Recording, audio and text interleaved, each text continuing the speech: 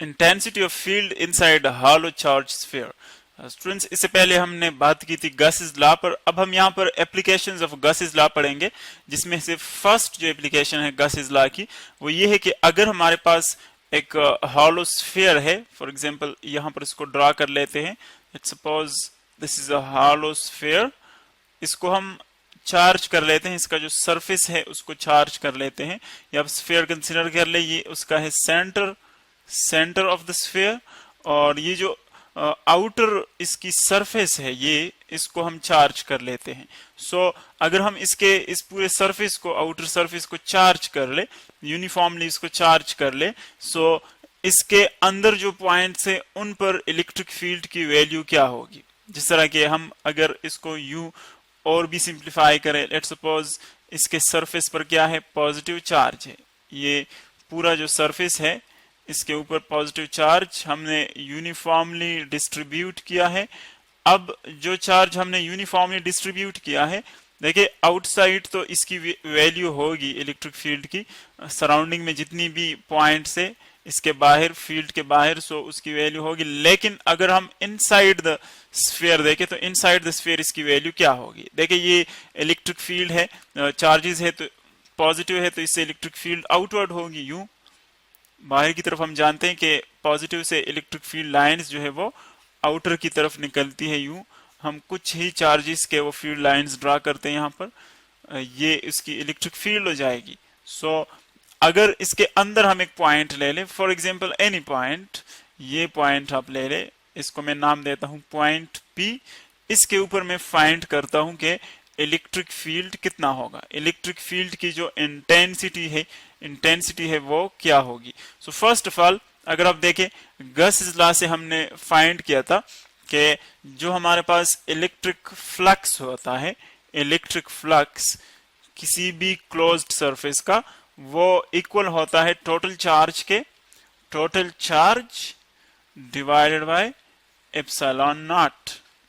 यानी किसी भी क्लोज सरफेस में फ्लक्स जो है, इलेक्ट्रिक फ्लक्स, वो डिपेंड करता है किस पर, टोटल चार्ज के ऊपर और मीडियम के ऊपर। यानी जितना आप चार्ज बढ़ाएंगे सो फ्लक्स इंक्रीज होगा, इलेक्ट्रिक फील्ड इंटेंसिटी बढ़ेगी, और जिस तरह आप मीडियम चेंज करेंगे सो डिफरेंट मीडियम्स जो है वो इलेक्ट्रिक फील्ड को डिफरेंट तरीके से अलाउ करती है कि वो वहां से पास हो जाए। यानी अगर हम वैक्यूम ले ले, फ्री स्पेस ले ले, तो वहां से मैक्सिमम फील्ड लाइंस पास होती है। अगर हम कोई और सॉलिड मटेरियल ले ले, इंसुलेटिंग मटेरियल ले ले, तो वहां से कम लाइंस पास होती है। इसका मतलब यह है कि जो फ्लक्स है, फील्ड लाइंस, वो मीडियम पर भी डिपेंड करती है। सो इस इक्वेशन के मुताबिक अगर हम देखें, फ्लक्स जो है वो तब होगा जब किसी सरफेस के अंदर क्या हो, इलेक्ट्रिक चार्ज मौजूद हो। अगर इलेक्ट्रिक चार्ज नहीं है तो इसका मतलब यह है कि वहां पर फ्लक्स क्या होगा, जीरो होगा, बिकॉज फ्लक्स जो है वो इलेक्ट्रिक चार्ज की वजह से होता है। सो अगर हम यहां पर देखें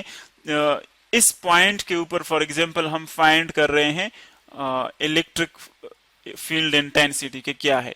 सो फर्स्ट ऑफ ऑल हम क्या करते हैं, इस गॉसेस लॉ के मुताबिक हम एक सरफेस लेते हैं, इस पॉइंट के इर्द गिर्द हम यहां पर देखिए सेंटर के इर्द गिर्द हमने एक सरफेस लिया, यूं ये सेंटर के इर्द गिर्द एक सरफेस लिया।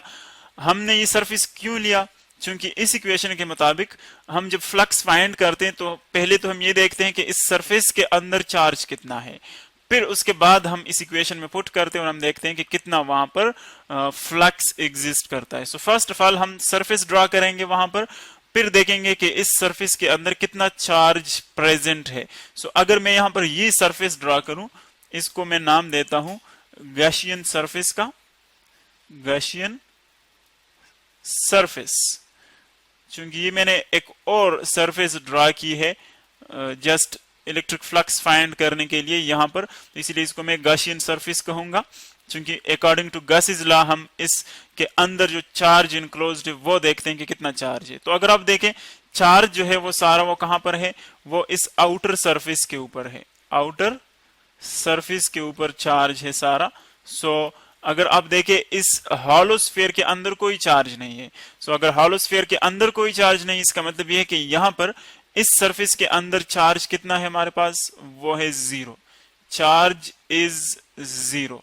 सो अगर चार्ज जीरो है तो इसका मतलब यह है कि यहाँ पर हम ये पुट करेंगे और अगर चार्ज जीरो हो तो हमारे पास टोटल इलेक्ट्रिक फ्लक्स जो है उसकी वैल्यू क्या आ जाएगी, वो जीरो आ जाएगी। सो इसका मतलब ये है इस सरफेस के अंदर चार्ज कितना है, जीरो। सो हम इस इक्वेशन में पुट कर लेते हैं, यहां पर आप जीरो पुट कर लें, इस सरफेस के अंदर जीरो चार्ज है। सो चार्ज की जगह जाएगी zero divided by epsilon naught. So electric flux हमारे पास आ जाएगा phi E is equal to zero. यानी किसी भी पॉइंट के ऊपर अगर आप देखें, चूंकि इसमें इस सरफेस से नीचे कोई चार्ज नहीं है, तो इसका मतलब ये है कि सरफेस जो चार्ज है वो सारा आउटर सरफेस के ऊपर है, इसीलिए अंदर जितने भी पॉइंट्स है, इस हॉलो स्फीयर के अंदर जितने भी पॉइंट्स हैं, हर एक पॉइंट पर इलेक्ट्रिक फील्ड की इंटेंसिटी क्या होगी, वो जीरो होगी। यानी इस पॉइंट पर आप देखें, इस पॉइंट पर देखें, इस पॉइंट पर, किसी भी इस इंटीरियर रीजन में किसी भी पॉइंट पर आप देखें, सो इलेक्ट्रिक फ्लक्स होगा जीरो। अब अगर आप देखें इलेक्ट्रिक फ्लक्स तो हमारे पास जीरो आ गया, लेकिन मैथमेटिकली हमारे पास जो इलेक्ट्रिक फ्लक्स की वैल्यू है वो ई ए के इक्वल है, electric field intensity multiply by area, जितने एरिया से इलेक्ट्रिक फील्ड लाइंस पास हो रही हैं। सो अगर आप देखें इसका मतलब ये है कि अगर ये जीरो है तो फिर ये प्रोडक्ट भी जीरो होगा, क्योंकि इलेक्ट्रिक फ्लक्स के इक्वल है ये। तो इसका मतलब ये है कि ई ए जो है that is equal to zero. अब देखिए एरिया तो इस सरफेस का जीरो नहीं हो सकता, बिकॉज सरफेस एग्जिस्ट करता है, तो इसका मतलब ये है कि इसका एरिया बी होगा। अब इसका एरिया भी है तो इसका मतलब ये है कि एरिया जो है वो नॉन जीरो है, एरिया यहां पर जीरो नहीं है, एरिया इज नॉट जीरो। अब अगर एरिया जीरो नहीं है और ये प्रोडक्ट जीरो है, तो इसका मतलब यह है कि अंडरस्टूड बात है कि जो दूसरा हमारे पास वेरिएबल है वो जीरो होगा, क्योंकि अगर इन दो चीजों का जो प्रोडक्ट है ई ए इज इक्वल टू जीरो, अगर इन दोनों का प्रोडक्ट जीरो है तो एक जीरो नहीं है, तो इसका मतलब है कि जो सेकंड है वो मस्ट जीरो होगा।